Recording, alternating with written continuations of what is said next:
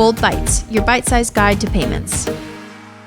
Welcome, everyone, to another episode of Bold Bytes. I'm your host, Stephanie Buckley, and here on Bold Bytes, we are diving into the fascinating, ever-evolving world of merchant processing.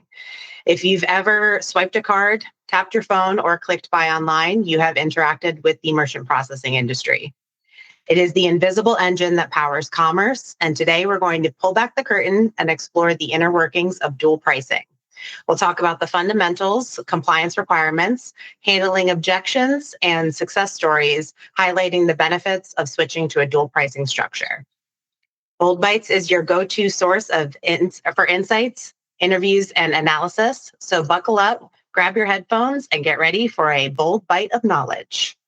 I am joined today by Gary Liu, Pratik Patel, and Israel Morrison. Gentlemen, would you like to go around and introduce yourselves? Gary, let's start with you. Hi, I'm Gary Liu. Thanks for having us today. Excited to be here. The Chief Strategy Officer for Bold Payments and also founder of the company in 2017. So excited to be here with these fine folks and yourself, Miss Stephanie. So thanks for having me. Thank you for being here. And Pratik? I'm Pratik Patel. I'm Modus Tech. Been doing point of sale for the past 25 years. I'm the managing partner, and we primarily focus on the beer, wine, liquor space, the retail side.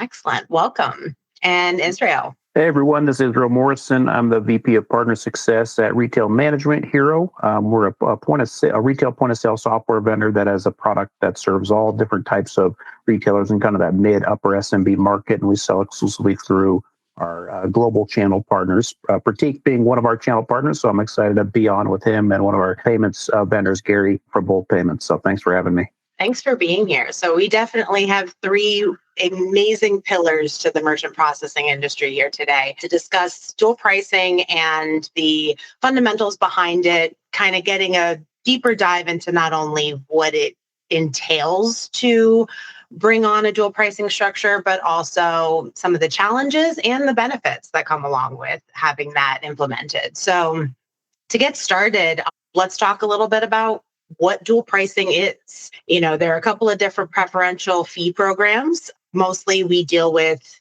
surcharging, cash discounting, and dual pricing. And the differences are pretty substantial, but some of them have their similarities. So with surcharging, you'll normally have a fee added to credit card transactions only, cannot be added to debit. And there are limitations on the amount that can be charged for the fee and signage and everything else that goes into it. For cash discounting, you would have a standard price that would be for all card transactions. And then if a customer were to pay with cash, the discount would be applied at the time of payment. With dual pricing, which is something that we've seen in certain industries for a very long time, is that there are two prices on every item that would be purchased. So a card and cash price present at the time of purchase, and then you would get the total based on the price that you have chosen, the payment method that you have chosen. So why are card brands paying closer attention, and what does that mean for merchants? Gary, I know that you have been involved in the conversation for a long time. So why don't you tell us a little bit about what changed and why card brands are definitely honing in on these preferential fee programs and why dual pricing is such a great way to go? As you mentioned, dual pricing has been around for years. I'm going to date myself into the 80s when my dad used to go take us to the gas station in the Northeast, and you see the cash price and the card price, seen it at liquor stores as well for a decade or two. I'd say around 8 years ago, give or take, especially through the pandemic, merchants were looking for a way to subsidize, if you will, or for their merchant fees. This phenomenon of cash discount really turned into a non-cash adjustment and just an extra fee added to the check to help supplement and for the merchants to pay for these merchant fees. And so for a couple of years there, especially through COVID, Visa put out a couple of notices once a year, but really didn't come down hard on that. And so you see the industry and merchants start to do that more and more. A couple years ago, something changed and Visa really started to crack down on this. And this is what they call non-compliant surcharge, and started hiring secret shoppers to go into businesses, and merchants are starting to get fined. And this has been going on for 18 months now, heavily for 18 months. If my memory serves me correctly. And when that happens, you have to choose a compliant program. And those are the three programs you mentioned at the beginning of this conversation. And dual pricing is what we're focused on, is a very good solution. And that's very easy to implement as part of the solution. Excellent. Thank you for that information. Yeah, I would say dual pricing it might be one of the more difficult ones to implement, just because you're requesting a lot of change to how a merchant is normally processing. But there are also a lot of benefits to it. Pratik, are you familiar with dual pricing, and how is it that you've been tackling? Like Gary said, right after the pandemic, we really started pushing dual pricing more. But it is very difficult to implement because products have two prices. You have to factor in business owner looking at margins. Now, if a product has two prices and they're looking at their profitability report, you have just scattered margin numbers across the board, and there's just too much chaos. So we're still struggling between dual pricing and cash discounting. And I know you mentioned all three programs, but from Visa's perspective, they only know surcharging and cash discounting. So even currently, we're getting ticketed and problematic issues with Visa. I feel like their secret shoppers are not fully up to knowledge with this. So it's still a bit of struggle where we're at with this. That is a great point. Visa has cracked down so hard, and some of the ways that they have come to us and through the processor trying to show non-compliance at a merchant's location, there have been times where we are all saying, this just doesn't seem fair. This seems like this is a personal attack, really. So it is important to understand the rules that go into correctly showing a preferential fee program the way that it will be accepted in Visa's eyes. So with dual pricing, luckily, there is no cap between the differences in card and cash prices. That is one of the better parts about the program. So you don't necessarily have to keep it at a percentage if you have the ability to have round numbers as your cost structure. So that is a great part of it. There's also no signage that's necessary. So you don't need to have signs posted at your entrance and your register that specifically state that you offer two prices, but you do need to make sure that it is very clear that you are offering two prices for each item, either on the menu or on the shelves. So when implementing it, there's some technical things that go into it. Usually, if you're integrated with any type of POS system, you do have to have a little bit more of a back end technical side to it. So Israel, can you speak to how RMH has been going toward dual pricing and how you've been able to integrate that? Yeah, it's interesting. I mean, following kind of the conversation and how it's come to be so prominent, I look back a few years ago and it was very confusing for people of how to implement it, kind of what the right things to do. The word that comes to mind, I just think there's more and more strive for transparency. And I think that all kind of the regulatory actions and the consumer feedback and actions of payment providers and software providers, that's kind of, as long as it's moving in the direction towards transparency, I think that's beneficial to everyone. From our perspective, we're a little bit different because we've historically, as a point of sale software manufacturer, we've been processor agnostic, meaning that our software supports a lot of different processors. And we've really built a platform for entrepreneurs like Pratik and his team and others to build off of that. And so our partners actually, are more sophisticated and they maybe are a little faster moving than necessarily we are when it comes to the payment space. And so one of the things we've seen is, I look back 3 years ago. Again, we had a lot of confusion. Partners, all these things were known, but no one really knew how to implement it right or transparently. And they were kind of like, well, I can implement it this way or that way, and it works, and the customer is happy. I mean, we did get some, in some cases, certain merchants got some pushback on that. What we've seen is some of our partners develop on top of our software, enhance our capabilities. So specifically, Pratik and his team, along with Bold Processing, they've developed kind of a comprehensive solution for dual pricing. And we've been just extremely impressed with it.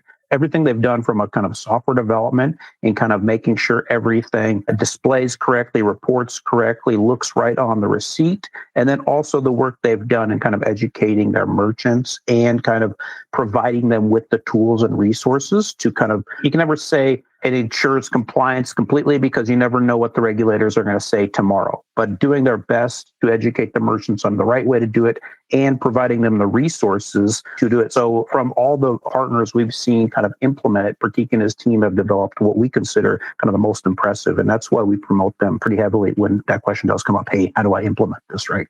Honestly, education is the most important part of this. There are so many people who, especially merchants, that they don't understand. They don't know the difference. They just want to be able to offset their fees. They want to be able to have an opportunity to make a profit in their business. They want to maintain customer retention and, not have so many barriers in that and so many obstacles to overcome.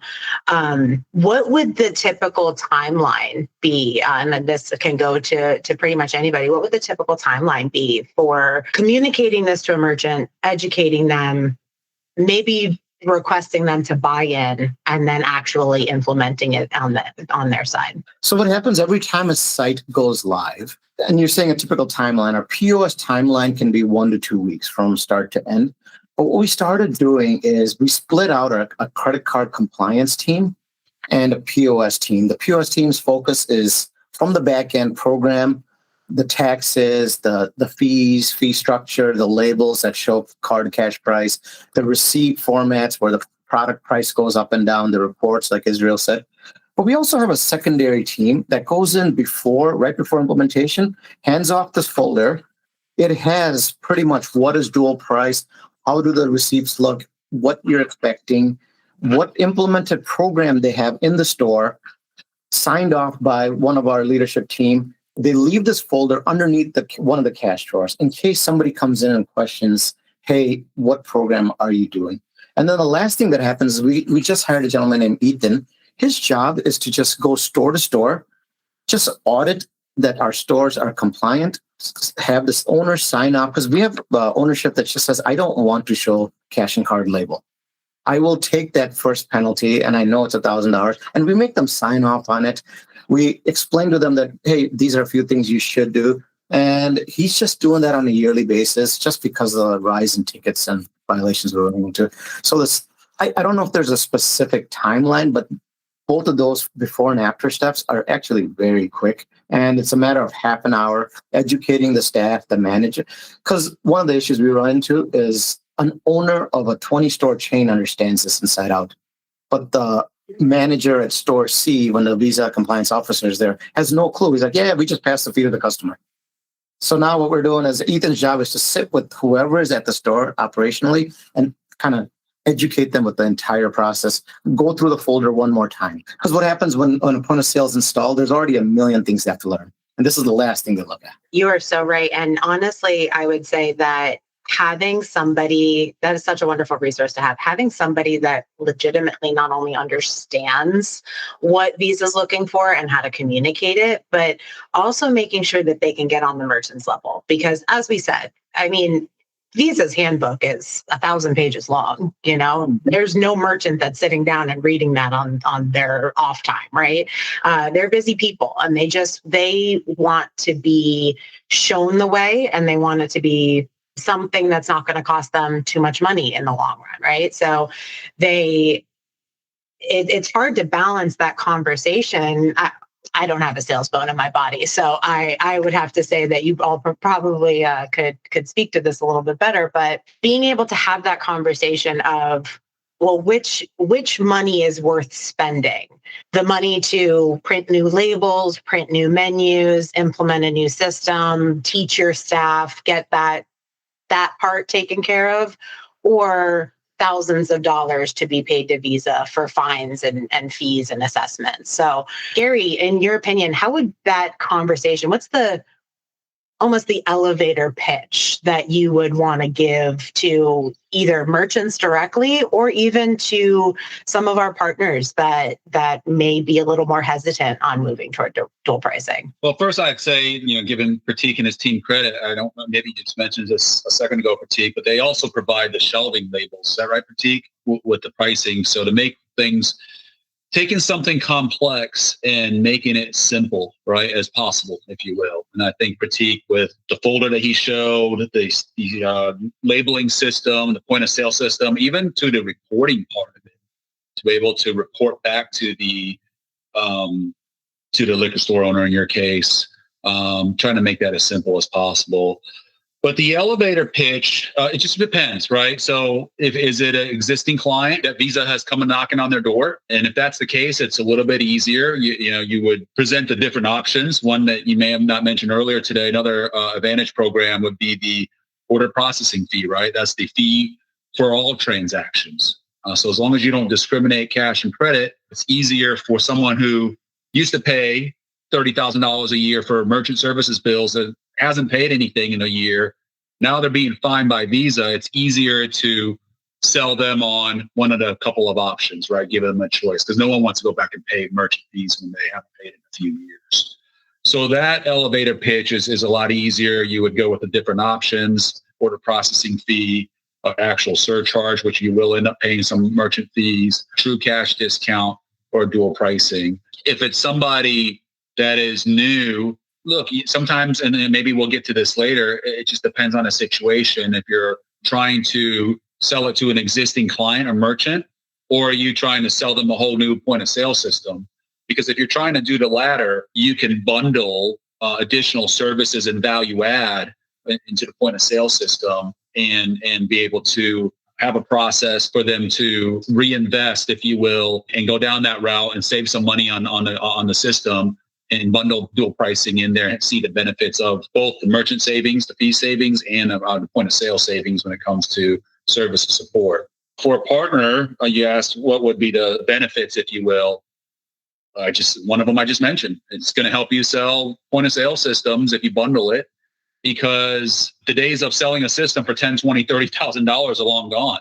And you have some private equity funded or publicly traded companies out there sometimes heavily discounting or giving the systems away for free. So how does value-added reseller in the local community compete with that?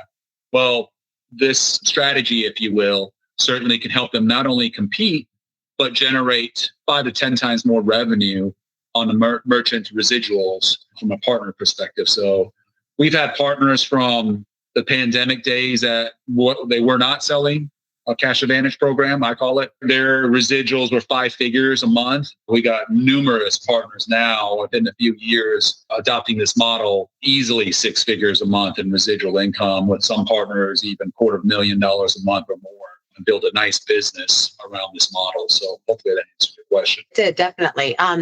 We mentioned that Pratik's company does help print the labels, right?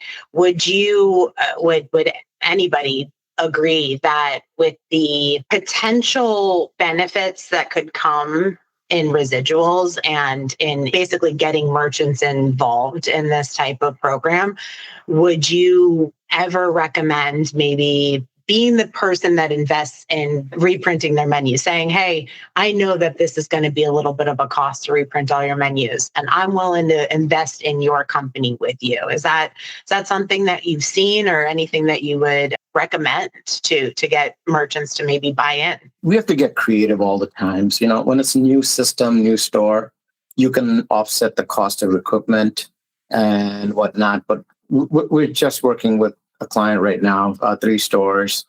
They've been with us for 5 years, and they want to renew dual pricing. So they're like, what else can we do to help you? So they're like, hey, our labels need cleanup.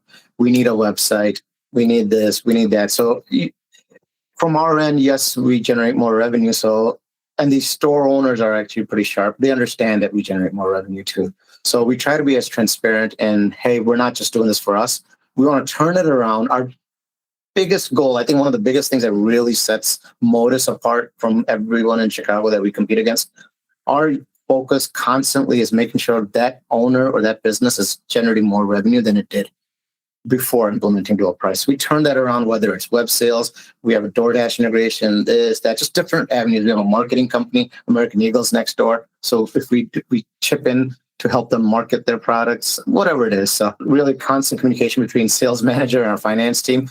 What is the cap of how much services I can give? And I'll just jump in real quick because in our industry and kind of the value-added reseller, a solution provider, reseller industry, whatever the term of the day is, really that value add is where we separate ourselves as independent IT companies. And so Gary mentioned, the industry has been flooded with these, multi-billion-dollar companies that are going after these markets. And this is how you separate yourself as a VAR or a solution provider is finding ways to add value. You ask, is it worth it to do it?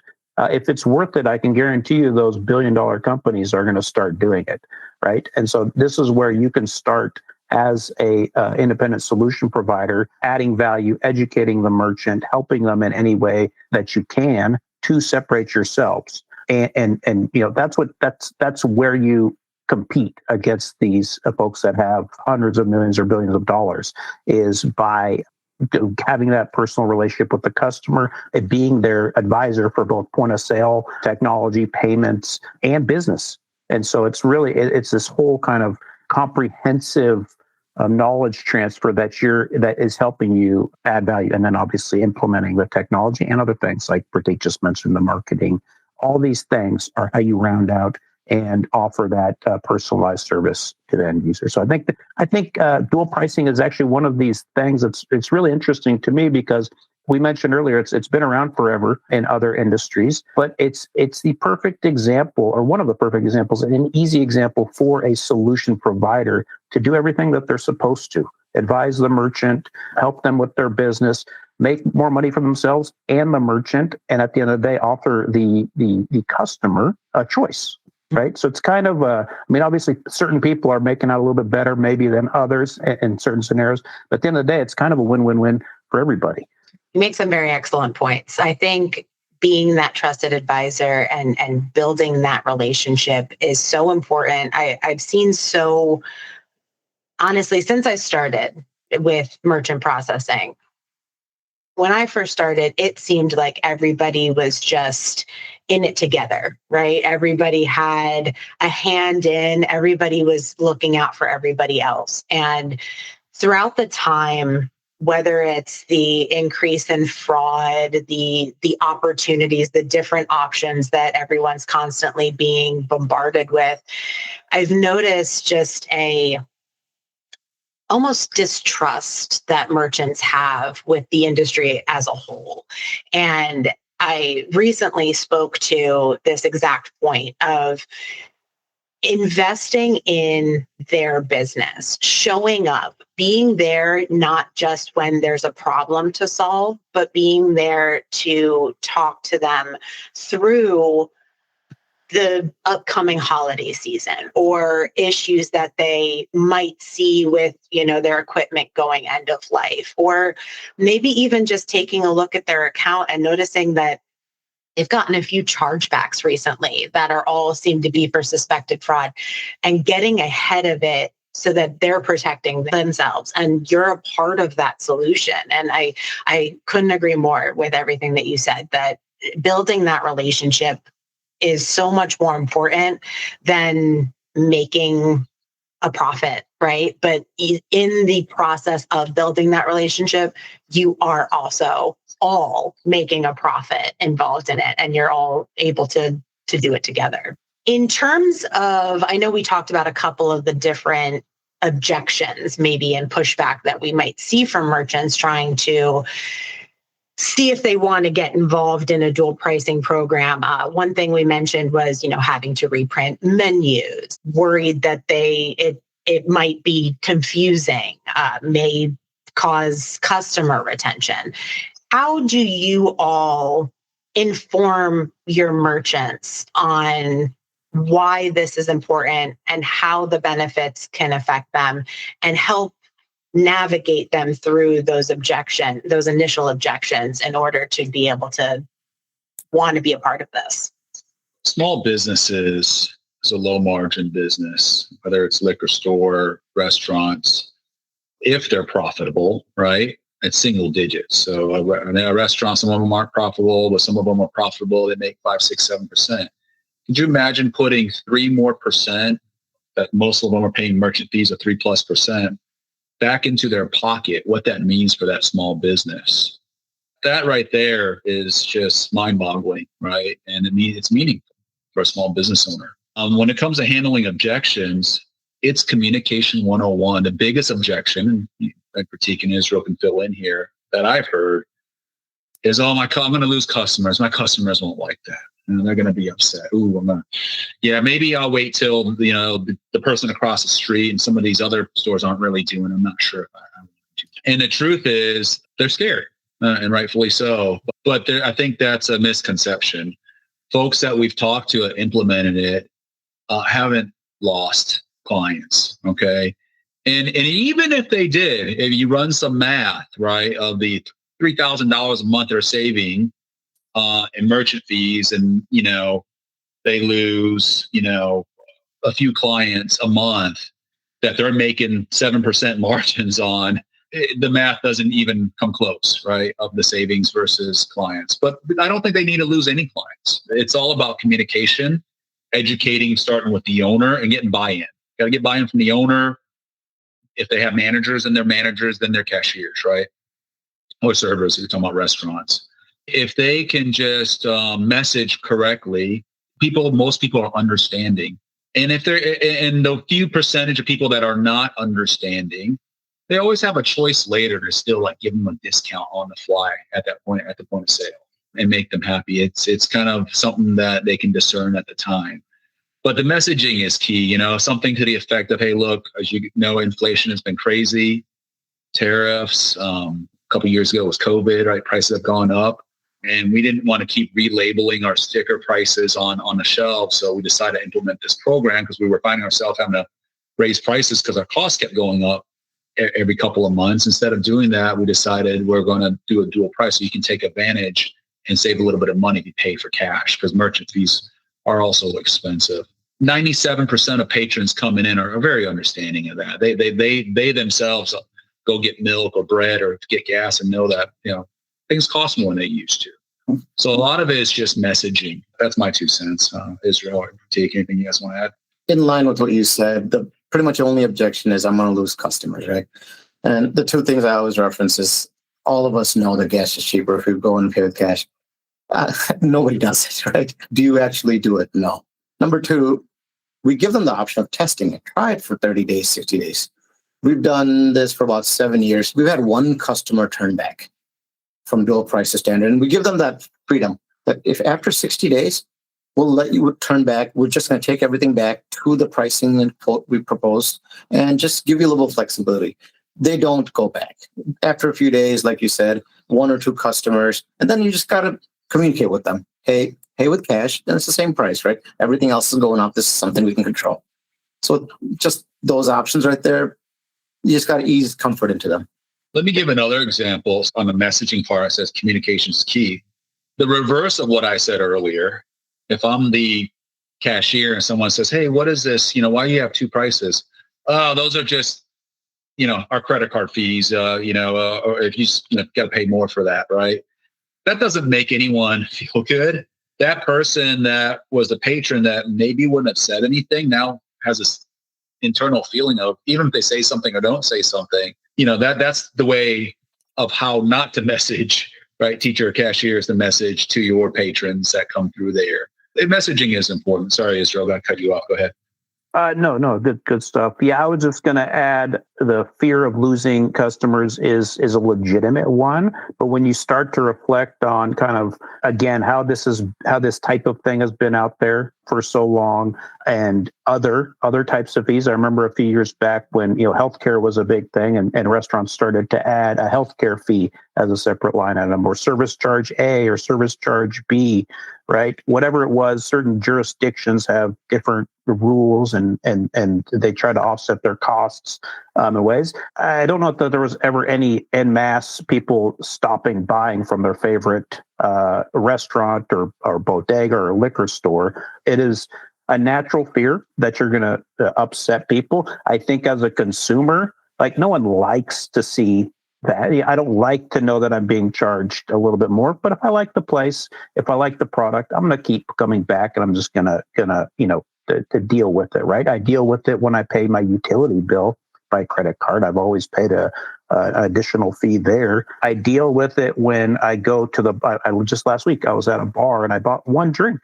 And I won't name the bar, but it was a $25 drink, and they added an 18% gratuity. And that's not transparent. I just go and I pay my bill, right? I'm not going to argue with the bartender about it. So transparency, I think, is the key. The more and more transparent you are, is the easier to overcome that. People don't like paying extra. As a consumer, we want everything we want to be cheap, and we want everything that we don't on the market to be expensive, right? So I don't think people like it, but they'll deal with it and be okay with it, especially when they recognize that they're helping one of their independent business that they go to stay in business. And one other fear I'll throw out, because it wasn't mentioned, that I've seen both from consumers, but from partners looking to adopt this is this the right thing? I think there's an ethical component that comes into play, when they first learn about it. Is this the right thing to do? As you learn more about it, and going back to what I said earlier, where we realize it's kind of a win-win-win for everybody, I think you overcome that. But I think that's also a natural kind of objection or fear when you first learn about it, and you don't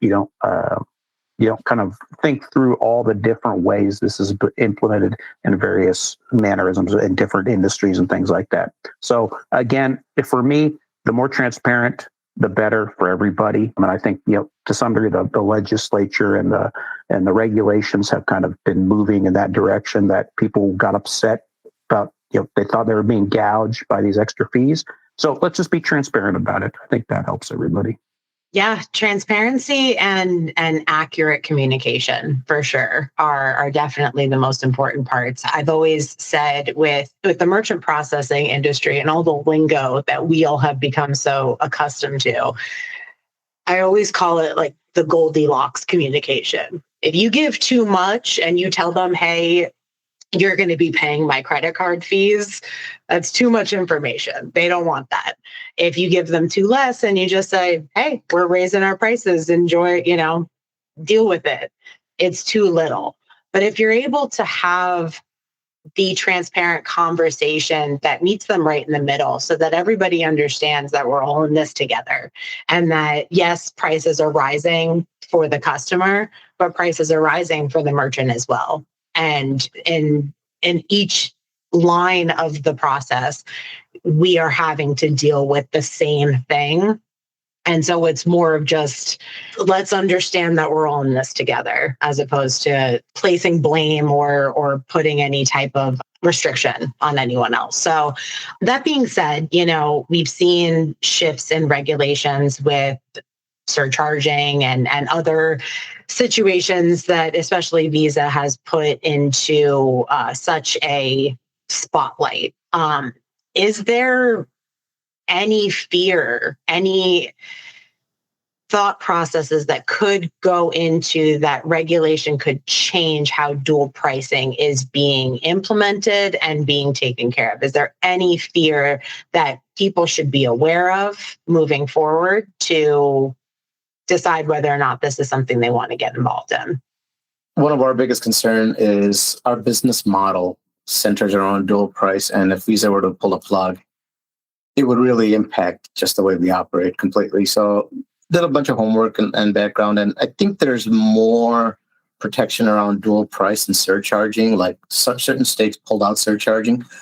Taking out dual pricing would also eliminate, because I think that falls all the way back to the Department of Commerce and commerce laws, and like stores that have discounted price schemes. Kroger's has clubs and memberships and stuff. All that technically is a mechanism of dual price controlled by Department of Commerce, versus surcharging itself is a little bit more on Visa scope. So I think it's a little bit more protected, and we're constantly in touch with our global legal, and even currently our entire audit process, somebody got ticketed still. So we wrote up a full case study with videos and pictures, and we have somebody just wrapping it up to send it to somebody at Visa for just a thumbs up one more time. So yes, there is concern. There's always concern, but I think there's just too much involved for them to pull the plug on this.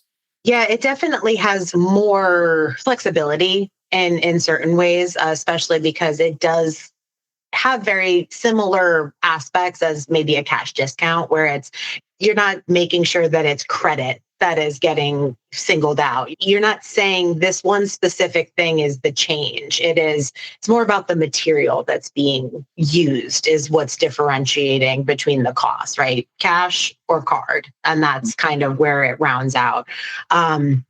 Does anybody have a really great and inspiring success story of somebody who was maybe scared to go into dual pricing, whether it's a partner or a merchant, and then they did it and look at them now? Anyone have a really inspiring story? I could tell you, I mean, there's an interesting one that I never thought would transpire. We had a owner operator, and he hit the first violation and second violation. And we corrected all this. We got him up to compliance, and he ended up selling the business to somebody else. The person who bought the business opened up 9 more locations. They're all on dual price. He became a sub-agent under us, and he's found us 20 other sites. And all those sites are doing well. They're all compliant. And we had like an owner who sold his business and became an agent in processing. So it was just a really interesting story. And I think it just shows the power of it, right? And for the person buying the business, they were paying pretty large fees. So I think it was kind of a win-win all the way across. I love that. I think that's honestly a very inspiring story, that they bought in so hard that they ended up taking it up as their own business model. I love that. I think that's amazing. Well, just to kind of close it up on a high note, I'd love to go around and each of you give a good takeaway, something for partners and merchants to truly understand about dual pricing and the benefits of it, how to monitor it, whatever the case may be. I would love to hear from each of you on just a key takeaway that you hope everybody has at the end of this. I said it earlier, when margins are thin, not just for merchants, but also competition is hard for VARs and resellers of software. This is a great tool, if you will, to help win business, save money, right, for the merchant, and to help grow the revenues as well for the partners, for both the merchants and the partners. So there's a couple ways to do it. I think simplicity is important. Technology and having the right point of sale system, the way it displays, the way it reports, and RMH and the Modus payments platform integrated does that really well. So that's the key takeaway. At the end of the day, whether you're a merchant or you're a VAR or even us at our level, when we're all working in companies, I think that simplicity and increasing profitability, removing complexity, creating simplicity, and automation is key. And I think some of the things and common themes I heard today was a consultative approach on how we work with our partners work with their merchants. Trusted advisor, that word comes to mind. Right? So Pratik, you said it. When working with your liquor stores, yes, point of sale, dual pricing, that was the main topic of today's conversation. But you also brought other value add as that trusted advisor. How do you, I think from a marketing perspective, or you mentioned something about DoorDash and helping them increase revenue and profitability from there, all that. It's a package deal. And that's the way that the VARs are going to go out and win over some of the I forget what you said, the publicly traded companies or multi-billion-dollar companies, right? And you add that with a personal level of service and being in that local community, that's a formula that's been a winning formula for decades. All said. Israel, what would be your key takeaway? I guess my key takeaway, just kind of reflecting back on kind of this adoption curve, is a few years ago there was confusion. People didn't really know what it, even though it's been in there in the market, people didn't really know about a dual pricing or cash discounting. They didn't know exactly how to implement it properly. They weren't sure what the regulators were going to do. I think we're beyond that at this point. And, maybe we're not into like kind of the late majority of adoption curve, but we're approaching kind of the peak of the adoption curve. And so if you're not advising your merchants as a partner, as a value-added reseller solution provider, somebody else is. Somebody else is knocking on that door, and they're going to be telling them about it. And if you want to keep and maintain that business and position yourself as that trusted advisor, I think dual pricing is almost obligatory at this point. It's also, like I mentioned earlier, and one of the easier ways to position yourself as that and make yourself and your merchants more money. So if you're not doing it today, somebody else is going to be knocking on that door. You are not wrong about that. That is for sure. All right, Pratik, what's your key takeaway? I was perfectly in line with Israel that we're in the tech industry. If you're not going to be up to speed, you're going to get run over. You can't be selling POS the old way. You cannot ignore AI. You just cannot be behind, right?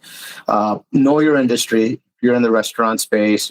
I'm in the liquor space. Whatever space you're in, find out what percentage of that space is actually doing surcharging and dual price. Restaurant, don't quote me on this, but I heard it's in the 40s in the independent space. And if you're not doing it, that means you're left behind. And if the hurdle is technology or how am I going to do it, use companies like Israel or even Bold, where they have programs in place where we do all the work. All you do is just inform your merchants before somebody else does. That's all it is, Yes, absolutely. I would say from my end, a key takeaway that I would want to make sure that everybody understood is that the credit card companies, especially Visa, they are cracking down. And it used to be, do we want to buy in? Do we want to protect our merchants? Is it something that we really need to take care of? And letting everybody know now, it's no longer about do we want to, it's when are we going to start doing it? So, I know watching how many violations come through and merchants just being blindsided by these large fees and fines that are assessed to them, it's very disheartening. And I would encourage everybody that if you don't know how to get started with it, if you don't know what to do, definitely reach out to, especially my team at Bold. We would love to make sure that you know what to do and how to get your portfolio and your merchants safe so that we don't have to keep giving Visa any more money. I think they have plenty. That being said, gentlemen, it was a pleasure speaking with you today. And I truly hope that everybody has learned a little bit more about dual pricing. So thank you all for joining. Bold Bytes, your bite-sized guide to payments.